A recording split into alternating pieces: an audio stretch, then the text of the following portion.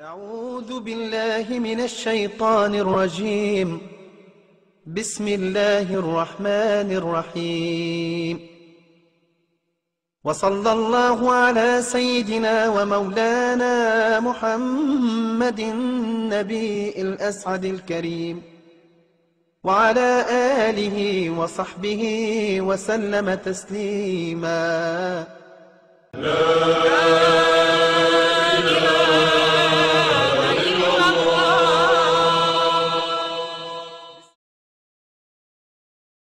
Ce sont les choses dont le jeûneur doit s'abstenir car elles annulent le jeûne. Ce sont, premièrement, manger et boire.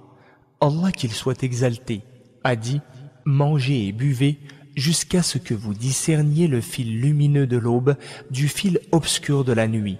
Après cela, poursuivez le jeûne jusqu'à la nuit. » Verset 187 de la sourate La Vache.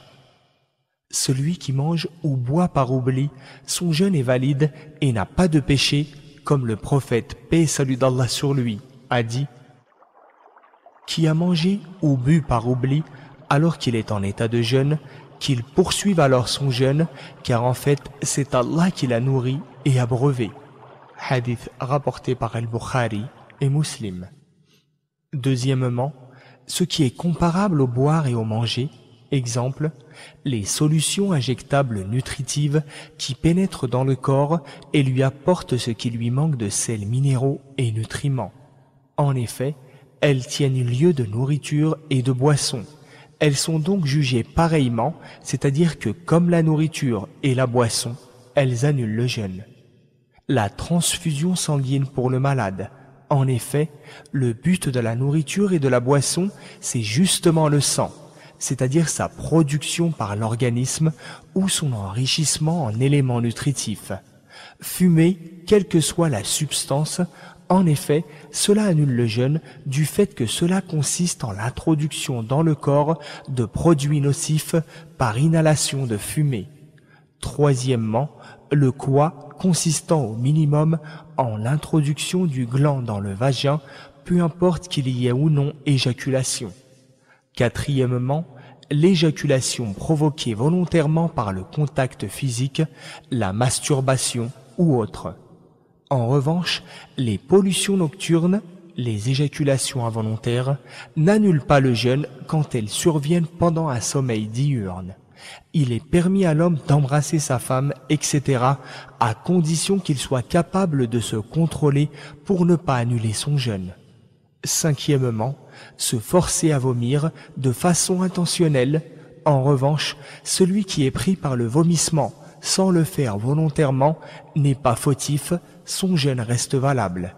Le prophète, paix et salut d'Allah sur lui, a dit « Celui qui est submergé par l'envie de vomir et vomit n'a pas à récupérer son jour de jeûne, mais celui qui se fait vomir doit récupérer son jour de jeûne. » Hadith rapporté par At-Tirmidhi et Abu Daoud.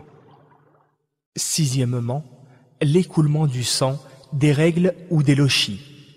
Si ce sang est aperçu, même dans les derniers moments du jour avant le coucher du soleil, la femme rompra son jeûne. De même, si elle n'est devenue pure qu'après le lever de l'aube, son jeûne de cette journée n'est pas valide, donc elle rompra aussi. Ceci en vertu de ce que le prophète a dit. N'est-ce pas que quand elle a ses règles, elle ne prie pas et jeûne pas? Hadith rapporté par Al-Bukhari.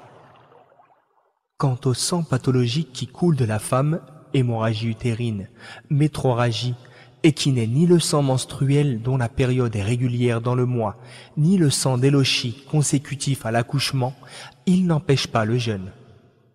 أو استأثرت به في علم الغيب عندك أن تجعل القرآن العظيم ربيع قلوبنا ونور صدورنا وجلاء أحزاننا وذهاب غمومنا وهمومنا وسائقنا إلى جناتك جنات النعيم اللهم اجعل القرآن القرآن لقلوبنا ضياء ولأذهاننا جلاء ولذنوبنا ممحصا وعن النار لنا مخلصا وفي القبر لنا مؤنسا وإلى الصراط مرشدا وإلى الجنة دليلا برحمتك يا أرحم الراحمين. اللهم اجعلنا من أهل القرآن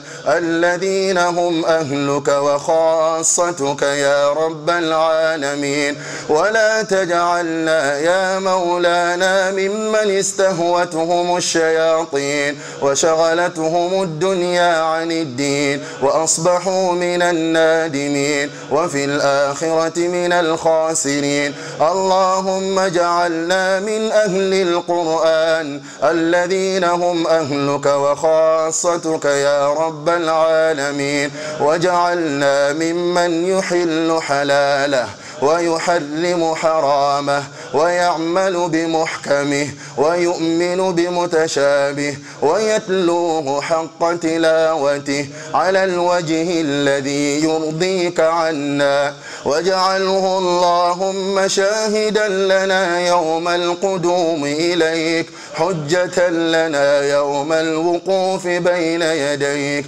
يا أرحم الراحمين. اللهم اغفر لجميع موتى المسلمين الذين شهدوا لك بالوحدانية ولنبيك بالرسالة وماتوا على ذلك.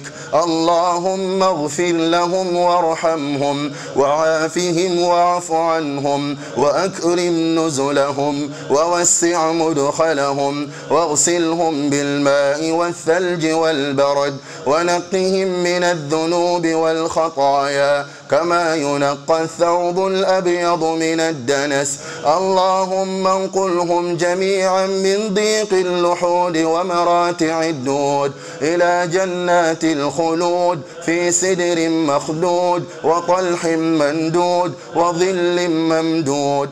اللهم اجعلهم في بطون الألحاد مطمئنين وعند السؤال ثابتين وبالحق ناطقين وعلى الصراط مهتدين وفي جنات الفردوس ساكنين، ونحن معهم يا رب العالمين ووالدينا ومن لهم حق علينا والمسلمين أجمعين.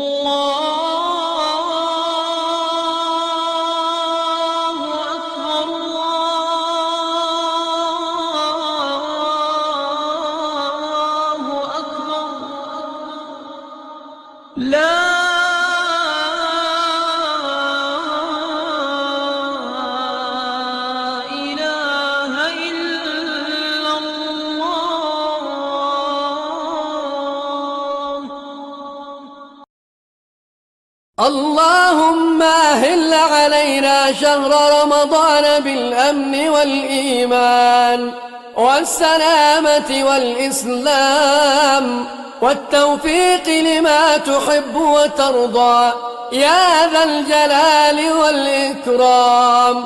اللهم أعنا فيه على الصيام والقيام. اللهم اجعلنا ممن يصوم رمضان ويقومه إيمانا واحتسابا لوجهك الكريم يا أرحم الراحمين. اللهم سلمنا لرمضان وسلمه لنا وتسلمه منا متقبلا وجعلنا فيه من الفائزين يا رب العالمين. والسلام عليكم ورحمة الله وبركاته.